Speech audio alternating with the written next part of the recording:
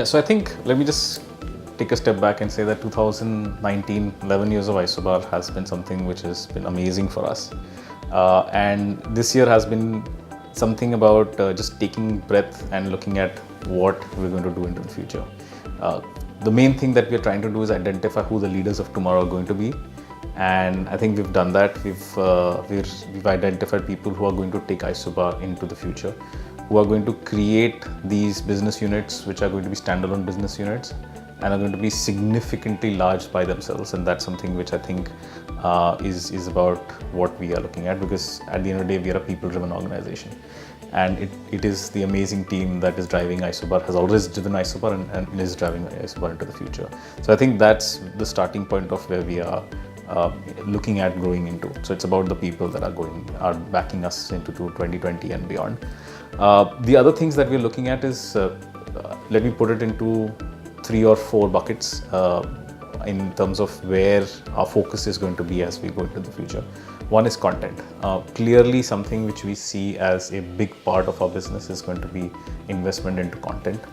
As I said, one of the things that I've said is the days of interrupting someone's viewing habits are gone. It's about how seamlessly can you put your brand in the consumer's consumption habits, media consumption habits is a very important thing. So their content plays a major role. And I think over the next 3 years, the content team is just a 2-member team. It's already signed 5 people. And by 2020, we're already wanting to scale that up to 40. So that's another in 1 year. So we do feel that that's a need. And I think that's something which we can really scale up very quickly. And one thing that I would like to add in content is one thing that we're going to focus within content is esports, which again I think is globally big phenomena already. And I feel in India it's going to be a huge phenomena. The only difference between what's happening globally in India is it's led more by gaming consoles and by laptops and PCs. In India, it's going to be led by mobile. That's a little bit of a difference. So anyway, so content, and within content, gaming is esports is going to be a big thing, I believe. The second thing, and I think this is a part of our global initiative as Isobar that we are going to launch in India sometime very soon, is our digital transformation practice that we are going to do. It's called the Digital Transformation Consulting Practice through Experience Design. And that will be an Isobar India group product, which will be in conjunction with our sister agency Fractal, combining the amazing experience design capabilities that they have with the understanding of consumers and brands that we have, and really try to see how we can use digital not just for marketing but also for changing the way brands are doing business. Businesses like, for example, in a lot of parts of the world, people are using digital to not only reach out to their consumers, but also understand how consumers can change the way brands actually make products or evolve themselves as a service. And I think that's where we are going to play a major role in. So I think the future, and that is going to take up a lot of our bandwidth as senior management, as something that we feel is also going to impact how Isobar looks at 2020 and beyond for the industry. So I think that's another very key launch, a very key initiative that we are going to go into the future with. Another very important future for us is in voice, and I think that's a big future for India as well, and I think that's an important thing for Isobar. We've taken a sort of a leadership position, but there's a long way to go out there. Voice is fundamentally going to change how we interact with things around us, how we consume things. One of the things that I keep on saying is that your screen time on your phones is going to go down by voice going up, because a lot of things that you're doing, like for example, I want to access maps, I want to tell me the nearest Starbucks, or it's about also reading messages, and you've seen what's happening on voice.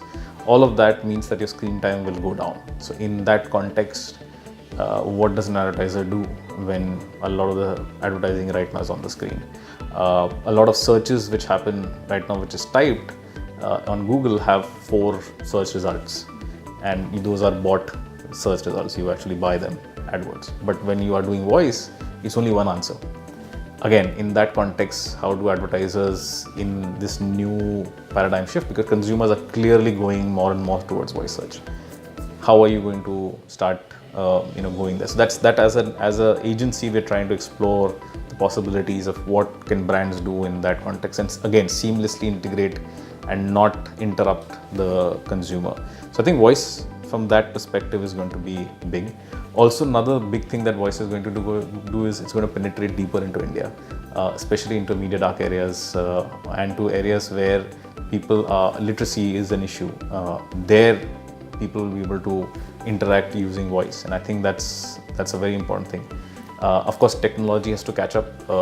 Dialect is a problem. Understanding different languages is something that needs to catch up. I think once that happens, we will see the next 300-400 million users come with that, and that's going to be reach a billion plus. So I think those are the futures for Isobar. And lastly, I think a very important thing, which I don't want it to sound like a plugin, is going to be our Isobar good practice. Isobar good practice is something which is very, very close to our hearts.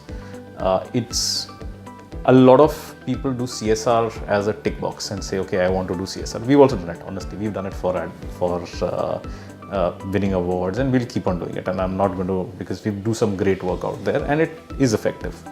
But it always comes from a thing saying that how can we do a good campaign? It stops there. And of course, we do our own CSR activities that are there. But what Isobar Good will be doing is using our capabilities as a digital agency. Can we really make a change? Can we really make a change to a brand and a business that is doing what they're doing, but we really want to use good? And the biggest question that millennials are asking is that, are you really doing good? Are you really authentic about it? Because as I said, it's just a tick box for a lot of these things. And we seriously, honestly believe that doing good is not just a tick box. If you are not authentic about it, you will be found out.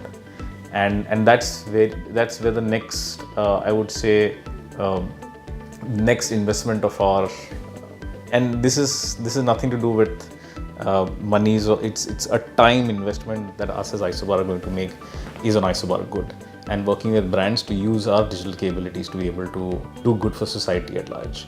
Because a very important part of what we want to do is not just do good for our shareholders, not just do good for our stakeholders, not just our clients and our team, but also for society at large. And I think it's high time that all of us try to do something for society using the capabilities that we have. Of course, as individuals, we do something. We all want to do something as individuals. We contribute monies, we all contribute that, but we have our capabilities. How using our capabilities to do good. So I think Isobar Good is something that we really want to explore, and how we can take it forward, brands.